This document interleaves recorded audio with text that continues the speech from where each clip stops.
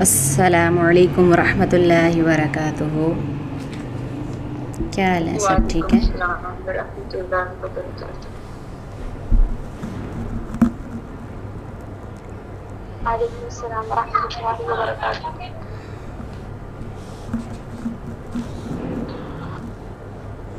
رب اشرح لی صدری ویسر لی امری واحلل عقدۃ من لسانی یفقہوا قولی رب زدنی علما اللہم ربنا زدنا علما۔ اللہ تعالی ہم سب کے علم میں، عمل میں، زندگی میں برکت عطا فرمائے۔ اللہ تعالیٰ کے فضل و کرم سے، اللہ تعالیٰ کے بڑے احسان سے کہ اللہ تعالیٰ نے ہمیں بڑی توفیق دی ہے ان لیکچرز کو اٹینڈ کرنے کی۔ آج ہمارا ماشاءاللہ چھٹا لیکچر ہے۔ اس آیت میں یعنی من ذا الذی یشفع عندہ الا باذنہ، آج ہمارا یہ موضوع ہے۔ اس آیت کے اس ٹکڑے پہ ہم بحث کریں گے۔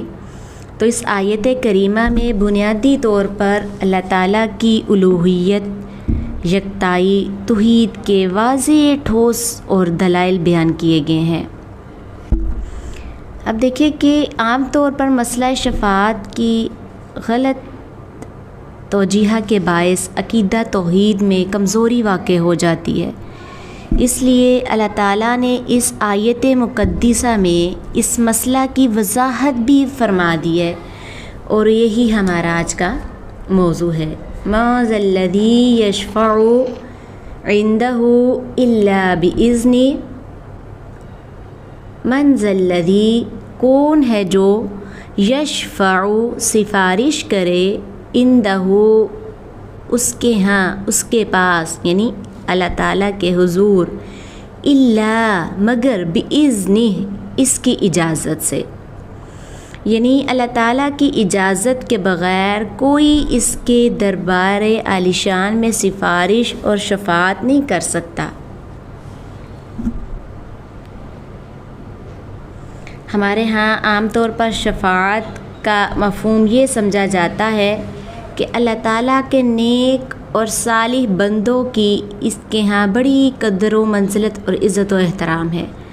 اولیاء کرام اللہ تعالیٰ کے محبوب، لاڈلے اور پیارے ہیں۔ وہ اللہ تعالیٰ کو اپنی ہر بات منوا لیتے ہیں، اس سے فیصلے تبدیل کروا لیتے ہیں، اپنی مرضی پوری کروا لیتے ہیں۔ لہٰذا اگر ہم اولیاء کرام، صلحاء اور بزرگان دین کے دامن سے وابستہ ہو جائیں، انہیں نظر و نیاز، چڑھاوے، سجدہ تعظیمی یا کسی بھی طریقے سے راضی کر لے تو وہ قیامت کے دن دربار الہی میں ہماری سفارش کر کے ہمیں بخشوا لیں گے۔ یہی عقیدہ نا ہمارا، یہی ہم شفاعت کا مفہوم لیتے ہیں۔ عذاب سے بچا لیں گے یہ لوگ، ہمیں جنت دلوا دیں گے۔ تو شفاعت کے اس تصور کے نتیجے میں انسان اللہ تعالیٰ کو راضی کرنے، اس کی خوشنودی حاصل کرنے اور اس کا قرب تلاش کرنے کی بجائے ساری عمر زندہ یا فوت شدہ بزرگوں کو راضی کرنے کی کوشش میں لگا رہتا ہے۔ ایسا ہی ہے نا؟ ہم اس جو ہے ٹارگٹ سے ہٹ گئے ہیں کہ ہم اللہ تعالیٰ کو راضی کریں۔ ہم نے اپنا دھیان اللہ تعالیٰ کو راضی کرنے سے ہٹا دیا ہے، ہم اللہ تعالیٰ کے بندوں کو راضی کرنے پہ تلے ہوئے ہیں، اللہ تعالیٰ کو فراموش کر دیتے ہیں۔ ہمارا یہ جو عقیدہ ہے وہ اللہ تعالیٰ پر توکل کرنے کی بجائے اپنے خود ساختہ سفارشیوں پر بھروسہ کرتا ہے، اور اپنی پیش آمدہ مسائل، مشکلات میں اللہ تعالیٰ سے دعا کی بجائے اپنے جو ہیں مزعومہ سفارشیوں کو پکارتا ہے، اس سے مدد طلب کرتا رہتا ہے۔ ایسا امیدوار شفاعت اللہ تعالیٰ کی ناراضگی، غصہ اور غضب سے ڈرنے کی بجائے اپنے مقرر کردہ سفارشیوں سے خوف کھاتا ہے، اور خود کو اللہ تعالیٰ کے لطف و احسان، فضل و کرم کا محتاج سمجھنے کی بجائے ان سفارشیوں کی نظر کرم کا محتاج رہتا ہے۔ ایسا ہی ہے نا؟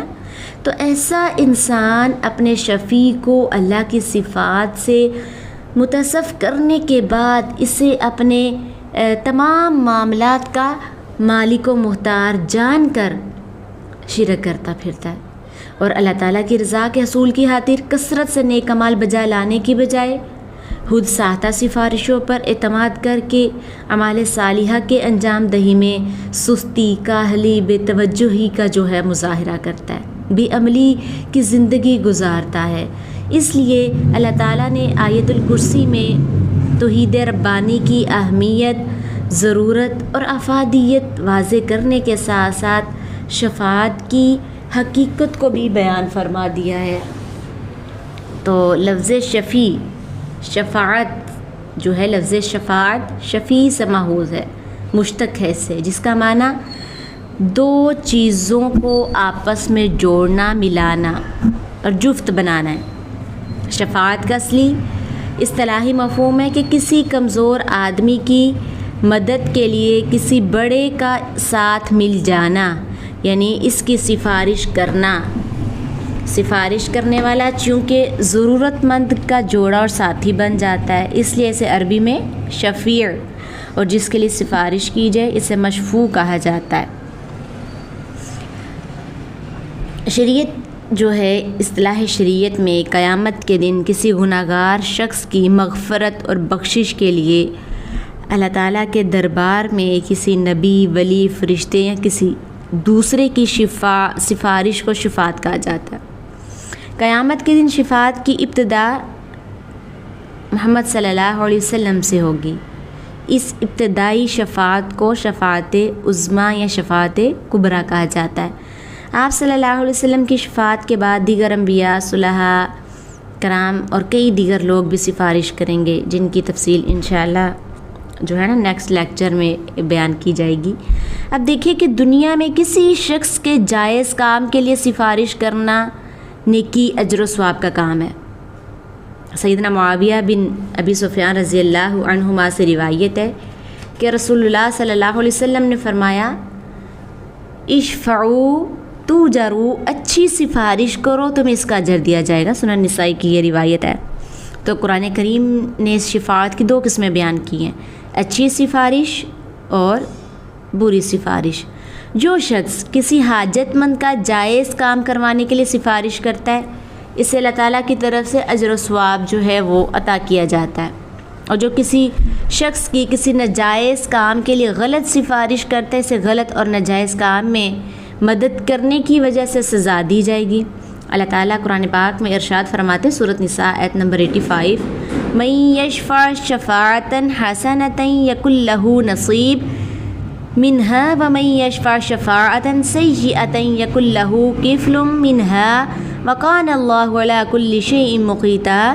جو شخص کسی کے لیے اچھی سفارش کرے گا، اسے اس کے ثواب میں سے حصہ ملے گا، اور جو شخص بری سفارش کرے گا تو اسے اس کے گناہ میں سے حصہ ملے گا، اور اللہ تعالیٰ ہر چیز کا نگہبان ہے۔ اگر آپ کسی ضرورت مند اور حاجت مند کے کام آ سکتے ہیں تو جائز کام میں اس کی مدد، خدمت اور سفارش جو ہے وہ ضرور کریے۔ آپ کی سفارش کی وجہ سے اگر کسی کا کام ہو گیا تو وہ آپ کو دعائیں دے گا اور اللہ تعالیٰ آپ کو ثواب عطا کرے گا۔ اگر بالفرض آپ کی کوشش اور سفارش کے باوجود کام نہ ہوا تو پھر بھی اللہ تعالیٰ کی طرف سے اجر دیا جائے گا، مگر کسی ناجائز، غلط، نامناسب کام کے لیے کسی کی سفارش اور مدد ہرگز نہ کیجیے۔ اگر آپ نے ناجائز کام کی سفارش کی تو آپ گناہ گاروں میں سے ہوں گے اور اللہ تعالیٰ کی طرف سے سزا کے مستحق بھی ٹھہریں گے، جیسا کہ اللہ تعالیٰ سورۃ مائدہ کی آیت نمبر 2 میں ارشاد فرماتے ہیں، تعاونوا علی البر والتقوی ولا تعاونوا علی الاثم والعدوان، کہ نیکی اور تقوی کے کاموں میں ایک دوسرے سے تعاون کرو اور گناہ اور سرکشی میں ایک دوسرے کی مدد نہ کرو۔ اللہ تعالیٰ ہم سب کو نیکی کے کاموں میں ایک دوسرے کی مدد کرنے کی توفیق عطا فرمائے، آمین۔ اب دیکھیے، ابراہیم علیہ السلام کے پوتے یعقوب علیہ السلام کے 12 بیٹوں اور ان کی اولاد کو بنی اسرائیل یا یہودی کہا جاتا ہے۔ یہودی ابراہیم علیہ السلام کی نسل سے ہونے کی بنا پر اپنے آپ کو دوسروں سے ممتاز اور اعلیٰ جو تھے نا وہ سمجھتے تھے۔ ان کا دعویٰ تھا کہ ہم پیغمبر زادے ہیں، ہمارا گھرانہ اللہ تعالیٰ کا خاص کنبہ ہے، ہمارے خاندان میں بڑے عظیم انبیاء جو ہیں وہ گزرے ہیں، وہ سب اللہ تعالیٰ کے محبوب برگزیدہ بندے تھے، بلکہ ہماری نسل کا ہر فرد اللہ تعالیٰ کا نزدیکی اور پیارا ہے۔ ہمارے خاندان کے ایک عظیم بزرگ اور نبی کو اللہ تعالیٰ نے اپنا بیٹا بنایا ہوا ہے، کہتے ہیں نا یہ بنی اسرائیل کے لوگ۔ وقالت الیہود عزیر ابن اللہ، اور یہودیوں نے کہا عزیر علیہ السلام تو اللہ تعالیٰ کے بیٹے ہیں۔ جس طرح باپ نہ چاہتے ہوئے بھی اپنے لاڈلے فرزند کی بات مسترد نہیں کر سکتا، اسی طرح اللہ تعالیٰ اپنے برگزیدہ پیغمبر اور بیٹے عزیر کی بات رد نہیں کرے گا، اور جناب عزیر علیہ السلام اللہ تعالیٰ سے ہماری بخشش کروا لیں گے، یہ ان کا عقیدہ تھا۔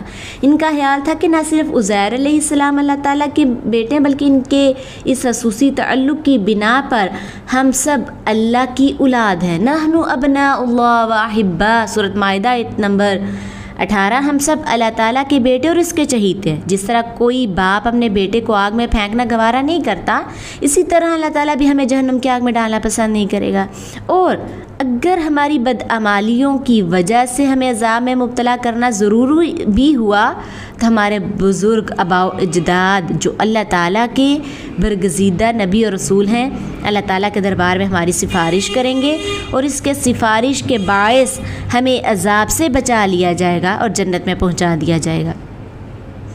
تو اللہ تعالیٰ نے قرآن کریم میں یہودیوں کے اس عقیدہ شفاعت کی پرزور مذمت اور تردید فرماتے ہوئے واضح الفاظ میں اعلان کیا ہے کہ یہودیوں، تمہارے اس دعوے میں قطعاً کوئی صداقت نہیں ہے، کوئی سچائی نہیں ہے، یہ تمہارے خود کی بنائی ہوئی کہانیاں ہیں کہ تمہارے خاندان کے بزرگ سفارش کر کے بدکار لوگوں کو عذاب الہی سے چھڑا لیں گے۔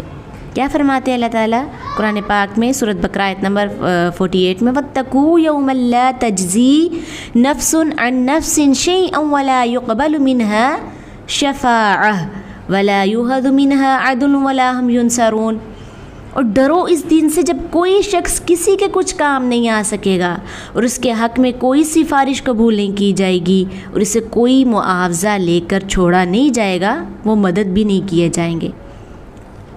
اور آج کل ہم میں سے بعض لوگوں کا بھی عقیدہ یہی ہے کہ ان کے پیر فقیر، ان کے بزرگ، ان کے بڑے ان کو بچا لیں گے، تو ایسا نہیں ہے۔ اس آیت مقدسہ نے یہودیوں کی جبری عقیدہ شفاعت کی جڑ کاٹ کر رکھ دی اور واضح کر دیا جس انسان کے عقائد و اعمال درست نہ ہوں گے، اس کے بارے میں کسی شخص چاہے وہ نبی، پیغمبر، رسول ہی کیوں نہ ہو، سفارش قطعاً قبول نہیں کی جائے گی، بلکہ قیامت کے دن اللہ تعالیٰ کے برگزیدہ اور صالح بندے کسی بدکار بد عقیدہ شخص کی سفارش کے لیے تیار ہی نہیں ہوں گے۔ تو آیت الکرسی کے اس آیت کے ٹکڑے میں اس بات کی وضاحت ہے کہ اللہ تعالیٰ کے دربار میں کوئی بڑے سے بڑا انسان بھی اپنی مرضی سے شفاعت نہیں کر سکے گا، بلکہ جسے اذن الہی ہوگا وہی سفارش کرے گا۔ من ذا الذی یشفع عنده الا باذنہ، یعنی اللہ تعالیٰ کے حضور اس کی اجازت کے بغیر کوئی سفارش نہیں کر سکے گا۔ اب دیکھیں نصارہ کا عقیدہ کیا تھا۔ عیسائیوں کا خیال ہے کہ سیدنا عیسیٰ علیہ السلام ہمارے جو ہے نجات دہندہ اور سفارشی ہیں۔ انہوں نے آپ کو ابن اللہ، اللہ کا بیٹے کا لقب دے رکھا ہے۔ وقالت النصارى المسیح ابن اللہ، ان کا گمان یہ ہے کہ جناب عیسیٰ علیہ السلام عرش الہی پر اللہ تعالیٰ کے دائیں طرف بیٹھے ہوئے ہیں۔ جو شخص اپنی دعاؤں اور اپنی مناجتوں میں انہیں پکارتا ہے، ان سے مرادیں مانگتا ہے، تو وہ اللہ تعالیٰ سے سفارش کر کے اس کا کام کروا دیتے ہیں۔ اور جناب عیسیٰ علیہ السلام قیامت کے دن بھی ہمارے شفیع اور سفارشی ہوں گے۔ اللہ تعالیٰ ان کی سفارش کو رد نہ کر سکے گا اور وہ ہمیں عذاب سے نجات دلا دے گا۔ تو قرآن کریم نے نصارہ کے اس عقیدہ شفاعت کی تردید کرتے ہوئے کہا، سورۃ انبیاء ہے آیت نمبر 26، 27 اور 28 میں اللہ تعالیٰ ارشاد فرماتے ہیں وَقَالُوا اتَّخَذَ الرَّحْمَنُ وَلَدًا سُبْحَانَهُ बल इबादुम मुकरमून ला यस्बिकूनहु बिलक़ौलि वहुम बिअम्रिहि यअमलून यअलमु मा बैन अयदीहिम वमा खल्फहुम वला यशफ़ऊन इल्ला लिमन इर्तज़ा वहुम मिन खशियतिहि मुशफ़िक़ून। और वो कहते हैं कि अल्लाह रहमान ने अपने लिए बेटा बना लिया है, बल्कि वो तो इसके मुअज़्ज़ज़ बंदे हैं। वो इससे बात करने में सबकत नहीं करते, वो इसी के हुक्म पर अमल करते हैं। अल्लाह ताला जानता है जो कुछ इनके आगे, जो कुछ इनके पीछे है। वो सिफारिश नहीं करेंगे मगर इसके लिए जिसे अल्लाह ताला पसंद फरमाए। वो तो इस खौफ के साथ डरने वाले हैं। अब देखिए, इन आयात में अल्लाह ने यहूद व नसारा के अक़ीदा शफ़ाअत की पुरज़ोर तरदीद फरमाई है और इस बात की वजाहत कर दी कि अल्लाह की इजाज़त, अल्लाह की मर्ज़ी और उसकी मशीयत के बग़ैर किसी नबी, रसूल और फ़रिश्ते को भी सिफारिश करने की हिम्मत ना होगी। तो ये लोग कैसे कहते हैं कि हमारे पीर, हमारे मुर्शिद, हमारे बड़े, हमारे बुज़ुर्ग, हमारे ये मज़ारों वाले पीर ये हमारी सिफारिश करेंगे? वो तो अपनी सिफारिश के लायक नहीं होंगे। तो कुरान करीम में यहूद व नसारा के अक़ीदा शफ़ाअत की तरदीद के अलावा मुशरिकीन के अक़ीदा शफ़ाअत का भी ज़िक्र किया गया है और शफ़ाअत के बारे में इनके ख़यालात, इनके तसव्वुरात की भी मज़म्मत की गई है। मुशरिकीन मक्का का ख्याल था कि हमारे ये मबूद जिनकी हम दिन रात पूजा करते हैं, ये अगरचे मुस्तकिल तौर पर हमारे नफ़ा और नुकसान के मालिक नहीं हैं, मगर अल्लाह ताला के मकबूल और महबूब हैं। इनकी सिफारिश किसी तरह भी टाली नहीं जा सकती। ये बड़े ज़ोरावर, ताकतवर और अपनी बात मनवाने का इख्तियार रखते हैं और हमारे सिफारिश करके हमें अल्लाह ताला से दुनिया और आखिरत की मुरादें दिलवा सकते हैं। अगर इन्हें राज़ी कर लिया जाए तो फिर अल्लाह ताला की इबादत की ज़रूरत भी बाकी नहीं रहती। कैसे इनके ख़यालात हैं? इन मबूदों की रज़ामंदी अल्लाह ताला की रज़ामंदी से ज़्यादा ज़रूरी है, क्योंकि अगर अल्लाह ताला नाराज़ हो जाए तो ये हस्तियाँ इसके गज़ब को ठंडा कर सकती हैं, अस्तग़फ़िरुल्लाह। लेकिन अगर ये हज़रात नाराज़ हो जाएँ तो फिर कोई इन्हें बंदे पर मेहरबान नहीं कर सकता। हालिक़ कायनात ने कुरान पाक में मुशरिकीन के इस बातिल अक़ीदे की भी तरदीद फरमा दी और मसला शिफ़ात की वजाहत करते हुए फरमाया। सूरह ज़ुमर आयत नंबर 43 और 44 में अल्लाह ताला फरमाते हैं, अमित्तख़ज़ू मिन दूनिल्लाह शफ़ाअ कुल अवलौ कानू ला यमलिकून शैअन वला यअक़िलून कुल लिल्लाहि शफ़ाअतु जमीअ लहु मुल्कुस समावाति वल अर्ज़ सुम्मा इलैहि तुरजऊन। कि अल्लाह ताला के अलावा इन लोगों ने दूसरों को सिफारशी बना रखा है। ए रसूल सल्लल्लाहु अलैहि वसल्लम, आप फरमाइए क्या वो सिफारिश करेंगे जो किस चीज़ के मालिक ना हो और अक्ल व शऊर ना रखते हों? क्या वो इनकी सिफारिश करेंगे? आप फरमा दीजिए कि तमाम किस्म की शफ़ाअत सिर्फ़ अल्लाह ताला के इख्तियार में है। वही आसमानों और ज़मीन की हर चीज़ का मालिक है। फिर तुम सब इसी की तरफ लौटाए जाओगे। अब ये देखें कि ये आयत भी इस बात पर, इस अमर पर शाहिद अदल है कि अल्लाह ताला किसी किस्म की सिफारिश को कबूल करने, उसे पूरा करने का पाबंद नहीं, बल्कि रोज़े हशर शफ़ाअत का हक़ सिर्फ़ इससे ही मिलेगा जिसे अल्लाह ताला खुद इजाज़त और हुक्म फरमाएंगे। ठीक है, इस बात पर गौर करें कि आयतुल कुर्सी के अल्फाज में मन ज़ल्लज़ी यशफ़उ इंदहु इल्ला बिइज़्नी, इस अल्लाह ताला की इजाज़त के बग़ैर कोई शख्स इसके सामने सिफारिश नहीं कर सकता, बल्कि सिफारिश वही करेगा जिससे हुक्म होगा और सिर्फ़ इसके लिए करेगा जिसके लिए इजाज़त दी जाएगी। अपने माइक म्यूट कर दें।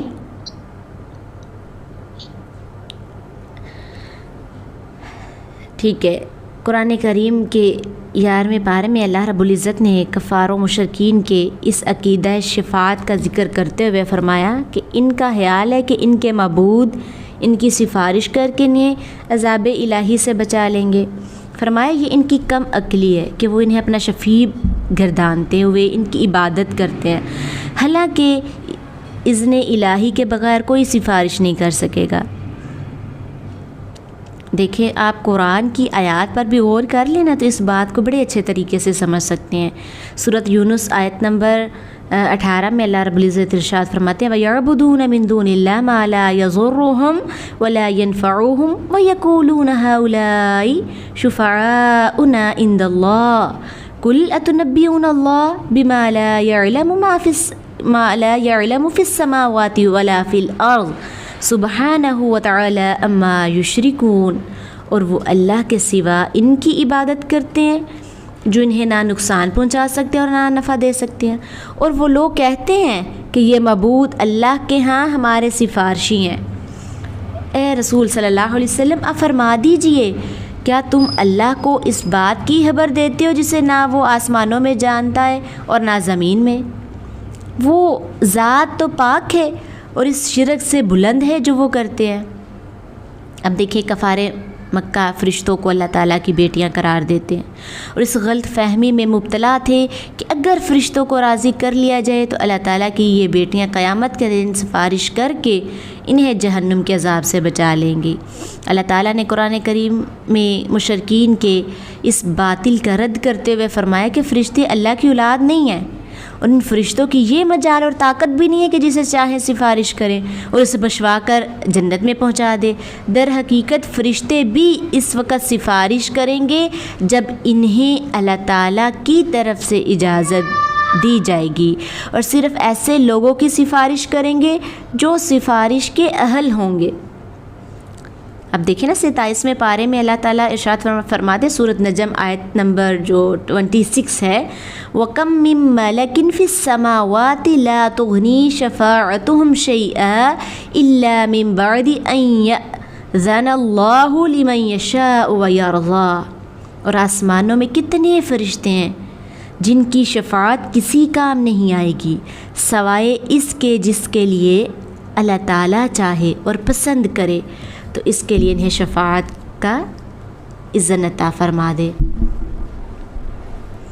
शफाअत के बारे में बाज़ लोगों का तसव्वुर ये है कि जिस तरह बाज़ वज़रा मुसाहबीन अपनी क़ुव्वत से, अपनी ताकत से, सलाहियत की बिना पर बादशाह को अपनी बात मनवा लेते हैं, बेटा ज़िद करके बाप से अपना मुतालबा पूरा कर लेता है, दोस्त अपने बेतकल्लुफ़ दोस्त से ज़बरदस्ती काम करवा लेता है, इसी तरह हमारे मुकर्रर करदा सिफारशी बड़ी क़ुव्वत और ताकत के मालिक हैं, वो अल्लाह ताला से अपनी बात मनवा लेते हैं और अल्लाह ताला के इन सिफारिश को कभी रद्द नहीं कर सकता।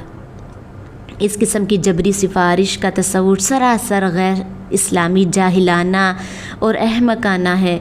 इस किस्म का ख्याल करने वाले लोगों ने अल्लाह ताला की बादशाही को दुनिया के निज़ाम में बादशाही जैसा समझ रखा है कि जिस तरह दुनिया का कोई बादशाह अपनी किसी मुकर्रब की सिफारिश मानने पर मजबूर होता है, इसी तरह अल्लाह ताला भी बाज़ हस्तियों की सिफारिश को तस्लीम करने पर मजबूर हो जाता है।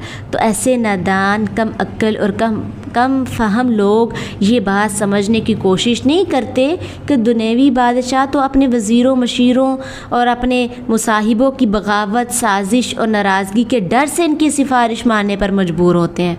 ऐसा ही है ना, क्योंकि उन्हें मुल्की निज़ाम चलाने के लिए वज़ीरों, मशीरों, अफसरों और मुसाहिबों की ज़रूरत होती है, मगर अल्लाह तो कादिर मुतलिक है, मुदब्बर कायनात है, मुतसव्विर उमूर है। इसे किसी काम के लिए किसी की मदद और ताउन की कतन कोई ज़रूरत नहीं है और इसे अपनी महलूकात की तरफ से किसी किस्म की बगावत का कोई खतरा नहीं है। इसलिए वो किसी की सिफारिश को कबूल करने का पाबंद और किसी किस्म की शफाअत मानने पर मजबूर नहीं है। जबरी शफाअत का तसव्वुर दर हकीकत शिरक का एक बहुत बड़ा सबब है।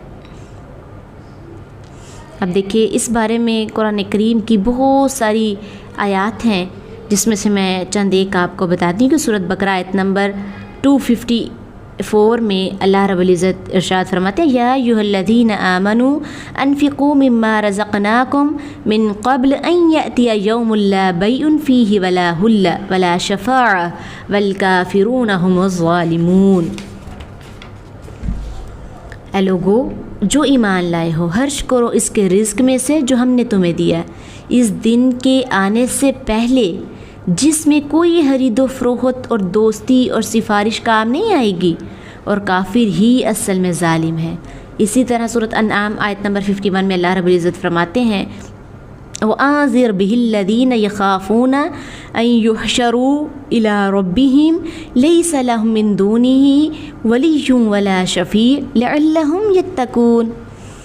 اے نبی صلی اللہ علیہ وسلم، آپ اس قرآن کے ذریعے ان لوگوں کو ڈرائیں جو اس بات سے خوف کھاتے ہیں کہ وہ اپنے رب کے پاس اس حال میں حاضر کیے جائیں گے کہ اللہ تعالیٰ کے سوا ان کا کوئی حامی اور سفارشی نہیں ہوگا، شاید یہ لوگ تقوی اختیار کر لیں۔ سورۃ شعراء میں اللہ رب العزت فرماتے ہیں فَمَا لَنَا مِن شَافِعِينَ وَلَا صَدِيقٍ حَمِيمٍ فَلَوْ أَنَّ لَنَا كَرَّةً فَنَكُونَ مِنَ الْمُؤْمِنِينَ۔ مجرم لوگ قیامت کے دن کہیں گے بس آج ہمارا کوئی سفارشی نہیں ہے اور نہ کوئی گہرا دوست ہے، کاش ہمیں ایک دفعہ دنیا میں واپس لوٹا دیا جائے تو ہم مومن ہو جائیں۔ تو کیا تب مہلت دی جائے گی؟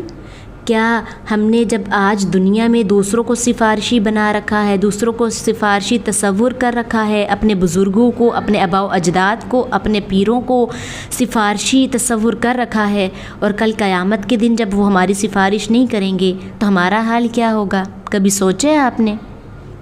وہ تو اپنی سفارش نہیں کر سکیں گے تو ہماری سفارش کیسے کریں گے؟ اللہ الذی خلق السماوات والارض وما بینہما فی 6 ایام ثم استوى علی العرش ما لکم من دونہ من ولی ولا شفیع افلا تتذکرون۔ سورۃ سجدہ آیت نمبر 4۔ اللہ تعالیٰ فرماتے ہیں کہ اللہ تعالیٰ وہ ہے جس نے آسمانوں اور زمین اور ان دونوں کے درمیان کی تمام چیزوں کو 6 دنوں میں تخلیق فرمایا، پھر وہ عرش پر مستوی ہو گیا۔ ان کے لیے اللہ تعالیٰ کے سوا کوئی دوست اور سفارشی نہیں ہے، کیا وہ نصیحت حاصل نہیں کرتے؟ اب دیکھیے ان آیات میں بار بار یہ بیان کی جا رہی ہے کہ کائنات میں ہر چیز کا خالق، ہر چیز کا مالک، حاکم، رازق بلا شرکت کون ہے؟ اللہ تعالیٰ ہے۔ انبیاء، اولیاء، صلحاء، شہداء سمیت ہر شخص اس کا محتاج ہے۔ دنیا کی تمام برگزیدہ ہستیاں اس کے سامنے عاجز اور بے بس ہیں۔ وہ مختار مطلق اور قادر و قدیر ہے، وہی تمام اختیارات کا مالک ہے، کسی کو معاف کرنے یا نہ کرنے، کسی کو اذن شفاعت دینے یا نہ دینے، کسی کی سفارش قبول کرنے یا نہ کرنے کا کلی اختیار صرف اور صرف اللہ تعالیٰ کے پاس ہے۔ کوئی بڑی سے بڑی ہستی اللہ تعالیٰ کی پرجلال عدالت میں اپنی مرضی سے سفارش کرنے کی جرات اور جسارت نہیں کر سکے گی۔ کوئی ولی اللہ زبردستی اپنی سفارش منوا نہیں سکے گا، اور کسی برگزیدہ ہستی کو بارگاہ الہی میں ایسا انداز کلام اختیار کرنے کی مجال ہی نہیں ہوگی کہ میں تو اپنے فلاں مرید یا فلاں واقف کار کو ضرور جنت میں لے کر جاؤں گا، یا میرا فلاں پیارا چہیتا جنت میں نہ گیا تو میں بھی نہیں جاؤں گا۔ اور ایسا ہو بھی کیسے سکتا ہے؟ کیونکہ ولی، بزرگ یا نیک صالح اللہ تعالیٰ کا برگزیدہ تو ہوتا ہی وہ ہے جو اللہ تعالیٰ کے حکم کے آگے سر تسلیم کیے ہوئے ہو، اور جو اللہ تعالیٰ کے حکم کا پابند ہو وہ اللہ تعالیٰ پر حکم کرنے کی جرات کیسے کر سکتا ہے؟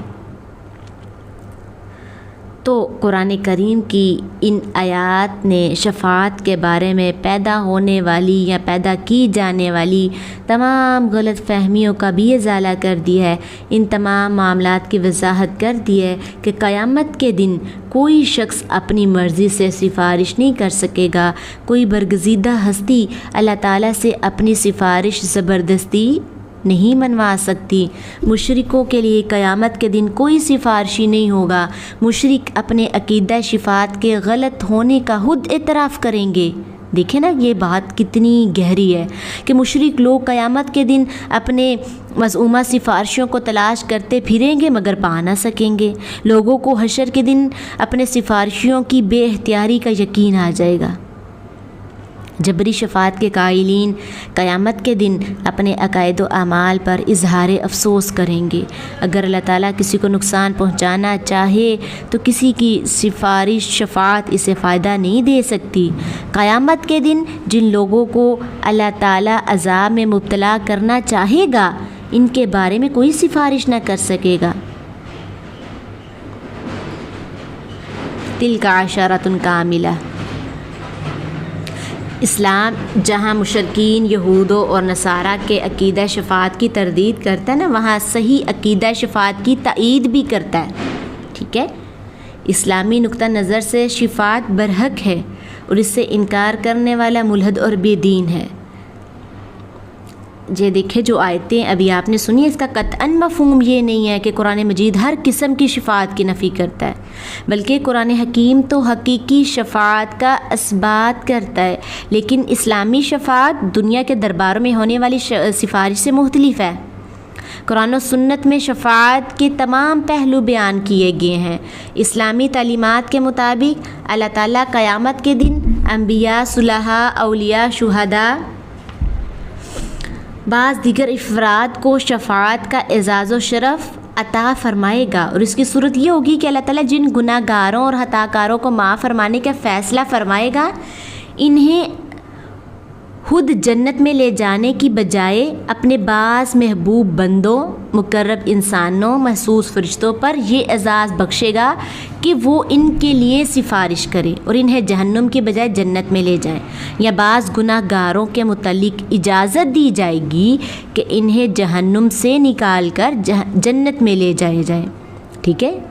یہ بھی اللہ تعالیٰ خود اجازت دیں گے۔ سیدنا جابر رضی اللہ تعالیٰ عنہ سے روایت ہے کہ رسول اللہ صلی اللہ علیہ وسلم نے فرمایا، ان اللہ عز وجل یخرج قوما من النار بالشفاعہ، صحیح مسلم کی حدیث ہے کہ بے شک اللہ تعالیٰ کچھ لوگوں کو سفارش کے سبب جہنم سے نکال لے گا۔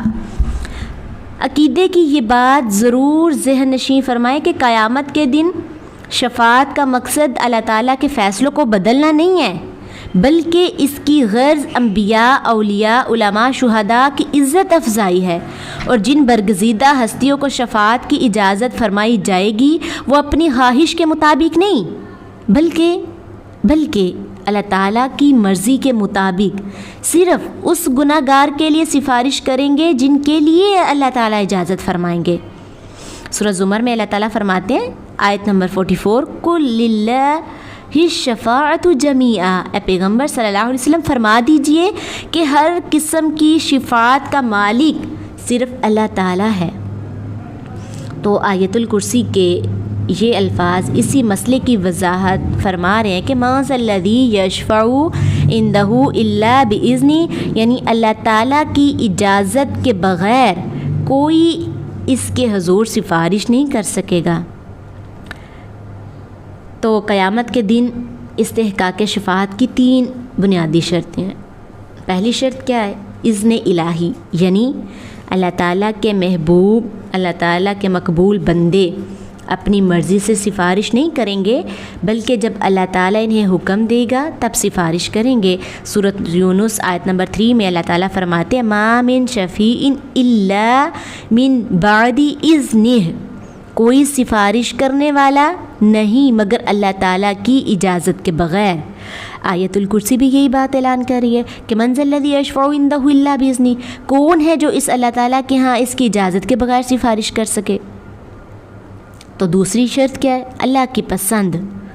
اللہ تعالیٰ کی طرف سے شفاعت کی اجازت ملنے کے بعد سفارش کرنے والوں کو یہ اختیار نہیں ہوگا کہ وہ اپنی مرضی سے جس گناہ گار کو چاہیں عذاب سے نجات دلا دیں، بلکہ وہ صرف اس شخص کی سفارش کریں گے جس کے لیے ان کی سفارش کو اللہ تعالیٰ پسند فرمائے گا۔ سورۃ انبیاء آیت نمبر 28 میں اللہ تعالیٰ فرماتے ہیں، وَلَا يَشْفَعُونَ إِلَّا لِمَنِ ارْتَضَىٰ، اور وہ سفارشی صرف اسی کے حق میں سفارش کریں گے جس کے متعلق اللہ تعالیٰ سفارش کو پسند فرمائیں گے۔ اور اسی طرح 22ویں پارے میں سورۃ طٰہٰ آیت نمبر 109 میں اللہ تعالیٰ ارشاد فرماتے ہیں، یومئذ لا تنفع الشفاعۃ الا لمن اذن لہ الرحمن ورضی لہ قولا، اور اس دن سفارش کوئی فائدہ نہ دے گی مگر اسے جس کے لیے اللہ تعالیٰ اجازت فرمائے گا اور اس کے حق میں بات کو پسند فرمائے گا۔ اور تیسری شرط کیا ہے؟ 3 بنیادی شرطیں ہیں نا، پہلی کیا تھی؟ اذن الہی، دوسری اللہ کی پسند، تیسری حد بندی۔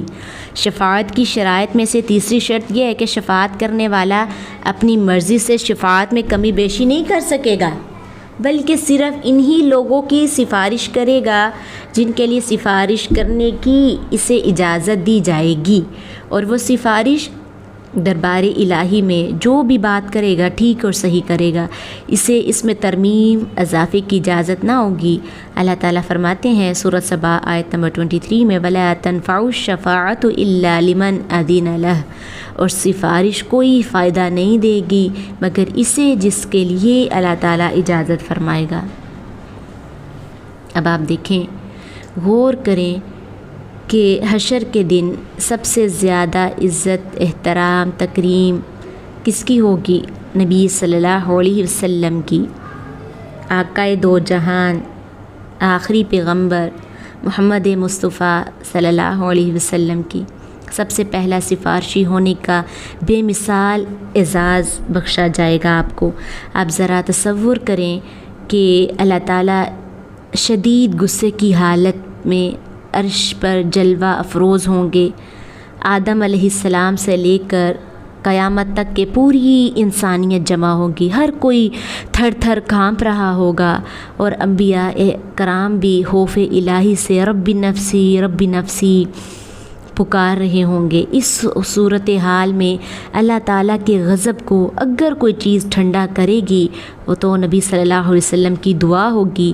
توجہ کیجئے، غور کریے کہ نبی صلی اللہ علیہ وسلم کے بارے میں یہ اعزاز جو میں ذکر کرنے والی ہوں، ابو سعید خدری رضی اللہ تعالیٰ عنہ روایت کرتے ہیں کہ رسول اللہ صلی اللہ علیہ وسلم نے فرمایا انا سید ولد آدم ولا فخر، میں ساری اولاد آدم کا سردار ہوں اور میں اس پر فخر نہیں کرتا بلکہ اپنے رب کا شکر ادا کرتا ہوں۔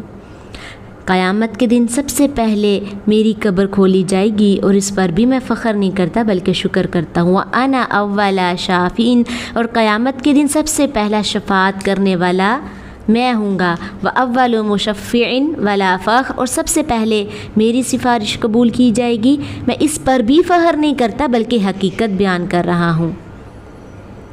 وَلِوَاءُ الْحَمْدِ بِيَدِي يَوْمَ الْقِيَامَةِ وَلَا فَخْرٍ، اور قیامت کے دن حمد کا جھنڈا میرے ہاتھ میں ہوگا اور میں یہ بات بھی فخر کے ساتھ نہیں کہہ رہا بلکہ اللہ تعالیٰ کا شکر ادا کر رہا ہوں۔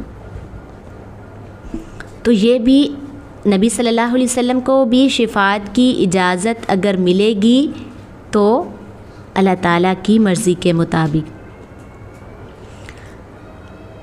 اب دیکھیں، مختلف احادیث کے مطالعے سے یہ بات پتہ چلتی ہے کہ قیامت کے دن امام الانبیاء محمد صلی اللہ علیہ وسلم ایک یا دو دفعہ نہیں بلکہ اللہ تعالیٰ کی خصوصی اجازت سے آپ صلی اللہ علیہ وسلم 6 مرتبہ سفارش فرمائیں گے اور ہر دفعہ آپ کی شفاعت قبول کی جائے گی۔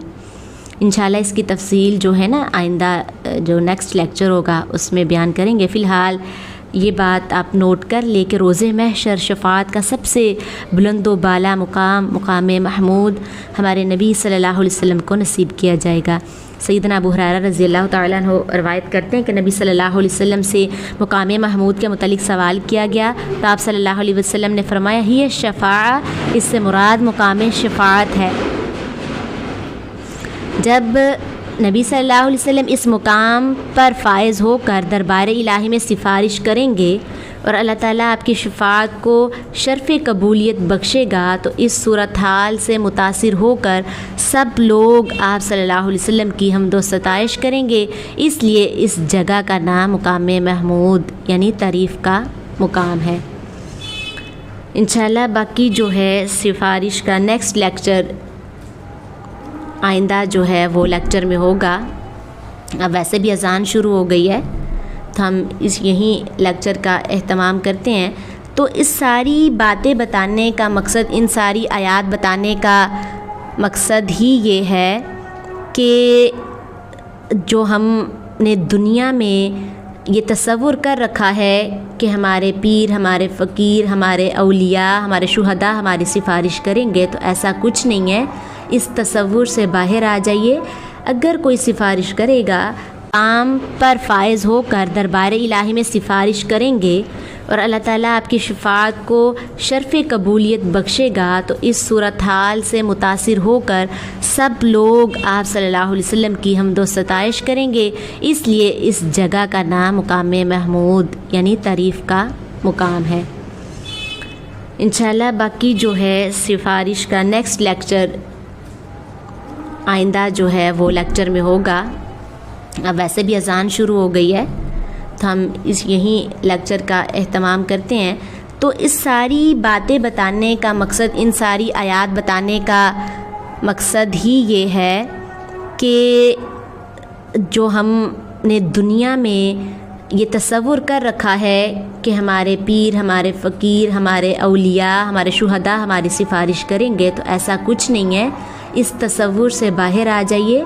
اگر کوئی سفارش کرے گا تو وہ لوگ کریں گے جن کو اللہ تعالیٰ اجازت دیں گے۔ اللہ تعالیٰ وہ ان میں سے فرشتے ہو سکتے ہیں، نبی صلی اللہ علیہ وسلم ہیں، اللہ تعالیٰ کے برگزیدہ مقرب بندے ہیں۔ یہ جن کو ہم نے تصور کر رکھا یہ ہماری سفارش نہیں کریں گے۔ وآخر دعوانا ان الحمد للہ